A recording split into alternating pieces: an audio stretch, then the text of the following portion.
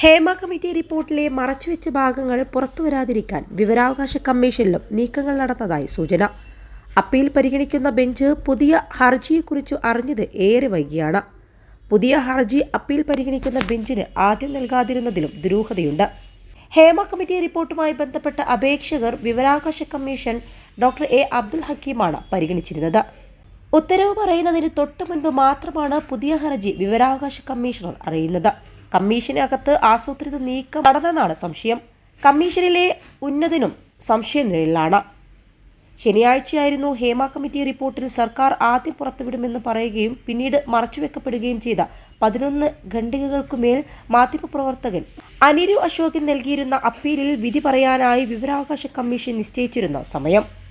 21 ലക്ഷത്തോളം സന്തുഷ്ടരായ ഉപഭോക്താക്കളും 2 ലക്ഷത്തോളം തിമിര ശസ്ത്രക്രിയകളും പൂർത്തിയാക്കിയ മലബാറിലെ ഏക കണ്ണാശുപത്രി Al Salama high hospital, hospital road, Perinthalmanna. ഇതിനിടയിലാണ് രഹസ്യവിവരങ്ങൾ കൈമാറുന്നത് സംബന്ധിച്ച് മറ്റൊരു അപ്പീലെത്തിയത്. ഇതിൽ തീർപ്പ് കൽപ്പിച്ച ശേഷം മാത്രമേ ഉത്തരവുണ്ടാവൂ എന്നാണ് പരാതിക്കാരനായ മാധ്യമപ്രവർത്തകനെ കമ്മീഷൻ അറിയിച്ചത്. ഹേമ കമ്മിറ്റി റിപ്പോർട്ടിൽ നിന്നും ഒഴിവാക്കിയ 5 പേജുകളും 11 ഖണ്ഡികകളും പുറത്തുവിടണമെന്നാണ് മാധ്യമപ്രവർത്തകൻ നൽകിയ അപ്പീലിൽ ആവശ്യപ്പെട്ടിരുന്നത്. വിവരാവകാശ കമ്മീഷന് മുൻപിൽ പുതിയ പരാതി ലഭിച്ചിട്ടുണ്ടെന്നും ഇത് പരിശോധിച്ച ശേഷമാകും ഉത്തരവ് സംബന്ധിച്ച തീരുമാനമുണ്ടാകുമെന്നുമാണ് അപ്പീൽ നൽകിയ മാധ്യമപ്രവർത്തകരെ വിവരാവകാശ കമ്മീഷൻ അറിയിച്ചിരുന്നത്. ഉത്തരവിന്റെ പകർപ്പ് വാങ്ങുന്നതിനായി രാവിലെ 11 മണിക്ക് എത്താനായിരുന്നു മാധ്യമപ്രവർത്തകർക്ക് വിവരാവകാശ കമ്മീഷന്റെ അറിയിപ്പ്.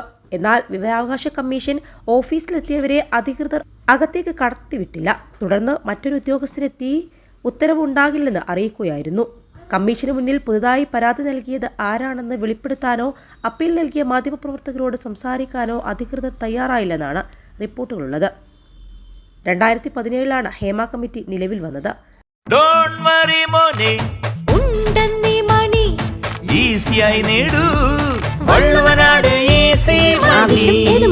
പണം ഞങ്ങൾ തരും. സിനിമാ മേഖലയിലെ സ്ത്രീകൾ അനുഭവിക്കുന്ന പ്രശ്നങ്ങൾ പഠിച്ച് 6 മാസത്തിനുള്ളിൽ റിപ്പോർട്ട് സമർപ്പിക്കണമെന്നായിരുന്നു ആവശ്യം. 2 വർഷത്തിനു ശേഷം 2019 ഡിസംബർ 30 കമ്മിറ്റി മുഖ്യമന്ത്രിക്ക് റിപ്പോർട്ട് കൈമാറിയത്. ഈ വർഷമാണ് സ്വകാര്യതയെ ബാധിക്കുന്ന ഭാഗങ്ങൾ ഒഴിവാക്കി റിപ്പോർട്ട് പുറത്തുവിട്ടത്.